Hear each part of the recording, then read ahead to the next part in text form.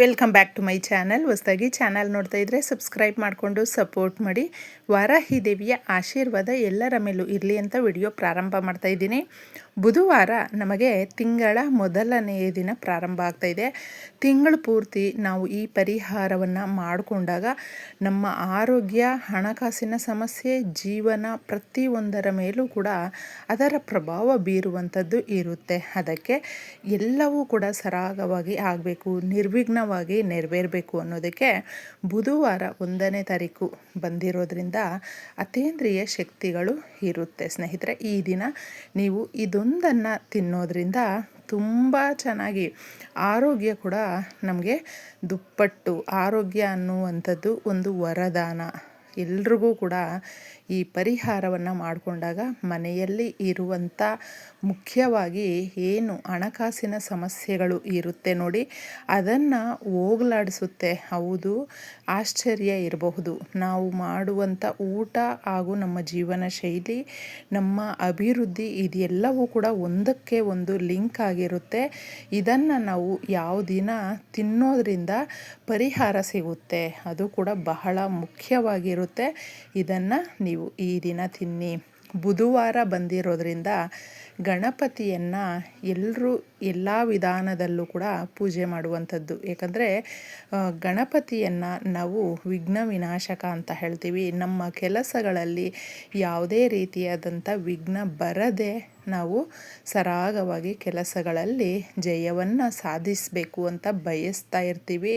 ಪ್ರತಿಯೊಂದು ಕೆಲಸದಲ್ಲೂ ಒಂದು ಹಿನ್ನಡೆ ಅನ್ನೋದು ಆಗ್ತಾ ಇದ್ದಾಗ ಮನಸ್ಸಿಗೆ ಕಷ್ಟ ಆಗುತ್ತೆ. ಪ್ರತಿಯೊಂದ್ರ ಮೇಲೂ ಕೂಡ ಪೆಟ್ಟು ಬೀಳ್ತಾ ಇದೆ.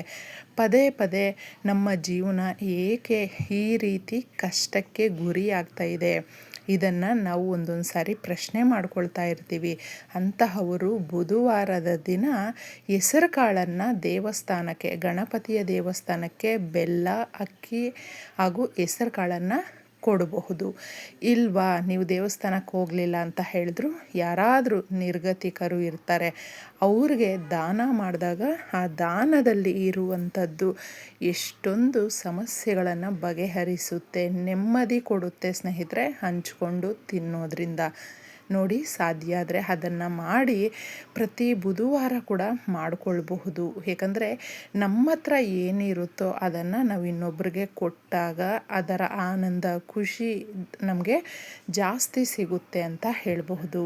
ಈ ದಿನ ಮುಖ್ಯವಾಗಿ ಮಕ್ಕಳ ಕೈಯಲ್ಲಿ ಬುಧವಾರದ ದಿನಗಳಲ್ಲಿ ಪೂಜೆಯನ್ನು ಮಾಡಿಸಿದ್ರೆ ಅವರ ಭವಿಷ್ಯ ತುಂಬ ಚೆನ್ನಾಗಿರುತ್ತೆ. ಯಾಕಂದರೆ ಆರೋಗ್ಯ, ಭವಿಷ್ಯ, ಒಳ್ಳೆ ಸುಸಂಸ್ಕೃತರಾಗಿ ಬೆಳೀತಾರೆ ಮಕ್ಕಳು.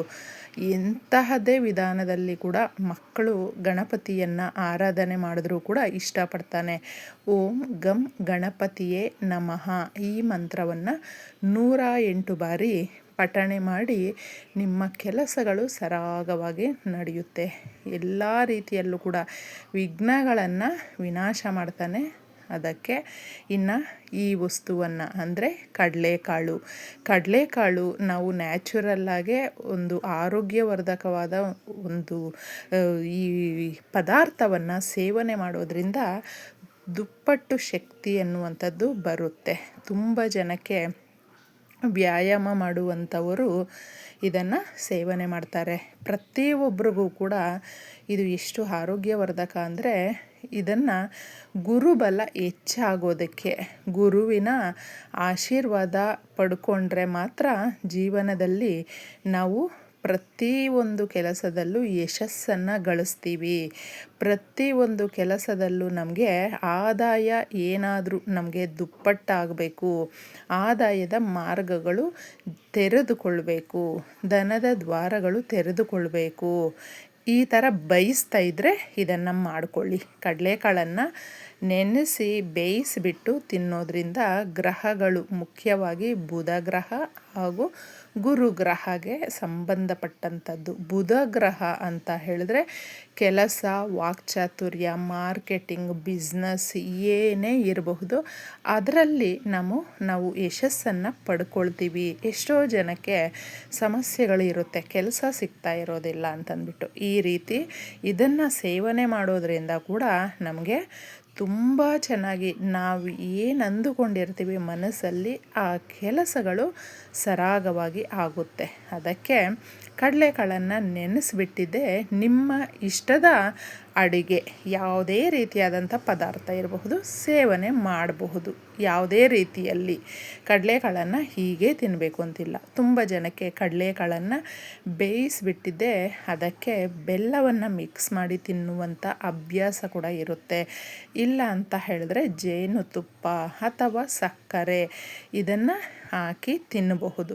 ಇಲ್ಲ ನಮಗೆ ಈ ಥರ ಸಿಹಿ ಇಷ್ಟ ಇಲ್ಲ ಅಂತ ಹೇಳಿದ್ರೆ ನೀವು ಖಾರದ ರೂಪದಲ್ಲಾದರೂ ನಿಮಗೆ ಇಷ್ಟ ಆಗುವ ವಿಧಾನದಲ್ಲಿ ಮಾಡಿಕೊಂಡು ತಿನ್ನಬಹುದು. ಮೊದಲು ಇದನ್ನು ಮಾಡಿ ನೀವು ಗಣಪತಿಯ ಮುಂದೆ ಒಂದು 5 ನಿಮಿಷ ಇಟ್ಟು ತದನಂತರ ಮನೆಯವರೆಲ್ಲರೂ ಕೂಡ ಸೇವನೆ ಮಾಡೋದರಿಂದ ನಮ್ಮ ದೋಷಗಳು ನಿವಾರಣೆ ಆಗುತ್ತೆ. ಎಷ್ಟೋ ಜನಕ್ಕೆ ಗ್ರಹ ಬಲ ಇಲ್ಲ ಅಂತ ಹೇಳಿದ್ರೆ ಕೆಲಸಗಳು ಆಗೋದಿಲ್ಲ. ಪ್ರತಿ ಕೆಲಸದಲ್ಲೂ ಕೂಡ ನಮಗೆ ವಿಘ್ನಗಳು ಬರ್ತಾನೆ ಇರುತ್ತೆ. ಅದನ್ನು ಸಾಧಿಸ್ಕೊಳ್ಳೋದಕ್ಕೆ ತುಂಬ ಶ್ರಮ ವಹಿಸಬೇಕಾಗುತ್ತೆ. ಈ ಥರ ಮಾಡಿಕೊಳ್ಳೋದ್ರಿಂದ ಬಹಳ ಸುಲಭವಾಗಿ ನಾವು ಕೆಲಸಗಳನ್ನು ಸಾಧಿಸ್ಕೊಳ್ಬಹುದು. ಅಂದುಕೊಂಡಿರುವ ಕಾರ್ಯಗಳಲ್ಲಿ, ದಿನನಿತ್ಯದ ಕಾರ್ಯಗಳಲ್ಲಿ ಹಾಗೂ ಕೆಲಸಕ್ಕೆ ಹೋಗುವಂಥ ಜಾಗದಲ್ಲಿ ಎಲ್ಲೇ ಆಗಿರಬಹುದು ಜಯವನ್ನು ಸಾಧಿಸ್ಕೊಳ್ತೀವಿ.